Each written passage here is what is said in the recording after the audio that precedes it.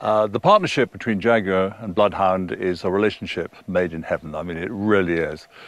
Here we've got a global performance brand attaching itself to a global performance project. Bloodhound is now being followed in 230 countries. This is just an amazing, amazing relationship. The investment that Jaguar is making in this is a huge milestone. It enables us to move right forward. It brings tremendous credibility and acceptance. And of course, because it's a global project, this is going to be seen in over 200 countries. We're here at the Hakskeen Pan Desert in the Northern Cape Province of South Africa, and this, I think, is the flattest place on God's earth. It's absolutely ideal for what we're doing.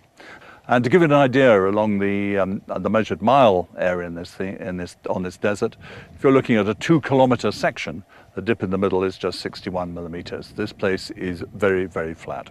Now, we're going to bring the car here in 2015 and 2016, but we're here today to do some data trials.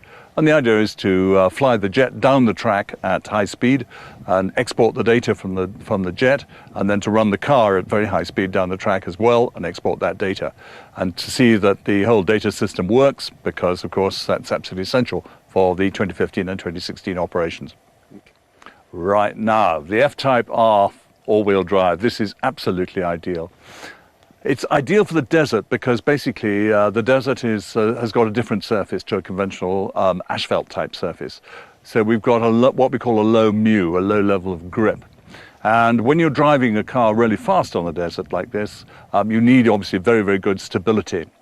Now, here at Hakskeen Pan, the desert is exactly what we're looking for. It's called an alkali playa desert. It's a dried mud lake, but with a lot of clay, and it's very, very flat. And every year it floods, and each year as the water is blown around, it does the sort of plastering job on it, and so you end up with this very flat surface. We have to have this sort of surface for the Bloodhound car because our wheels go around at over 10,000 RPM, and we can't hold tires on those wheels. So the desert does the job of the tire. It's a bit like a mattress. It's got a little bit of give. Well, basically with the Jaguar F-Type R all-wheel drive, we've got the perfect car for this surface. We've used this car basically because with the four-wheel drive gives us terrific grip, it gives us great traction, it gives us great stability, and of course in a normal application these cars would be used either on the track or on the road or in snow, but here on the desert this is a particularly demanding application, and it works extremely well. Well, this is very special, it really is. I'm used, of course, to driving the jet cars, but it's very noticeable how good the stability is and how good the grip is. Okay, well, the key thing about the project is the exporting of the data. That's 300 data channels of information from the jet car. And that information then goes out on the internet and it goes worldwide to all the schools that are following it in some 230 countries. So it's very, very important. We need to test the system, and this is what we're doing here today. We're testing it both at high level and low level. At high level with the plane, we're making passes at some 500 miles an hour, but we also need to check it at low level, and this is where we've got the Jaguar. And this is going to be absolutely crucial, and we're driving the Jaguar at just under 200 miles an hour. Well, basically with the closing speed, of course, we've got the jet going at 500 and the car going at 200, so we've got a 700 mile an hour closing speed. Well, we're going to be here in about September 2015. And so we've got the long drawn-out process of developing our car. We will have been running it in England and we'll have got it up to about 200 miles an hour, but that's just purely a threshold speed.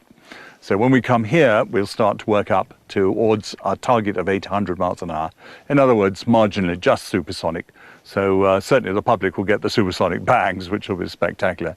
Then we're going to stop. We're going to stop because basically there'll be a lot of rework that needs to be done, a lot of things to be fixed, and we'll take the car back to England, sort it all out, and come out again in 2016 with the objective of finishing and getting our 1,000 mile an hour record. Well, the objective of 2016, of course, is to set our 1,000 mile an hour record, but also, of course, it's to inspire the next generation of scientists and engineers in all those schools following Bloodhound.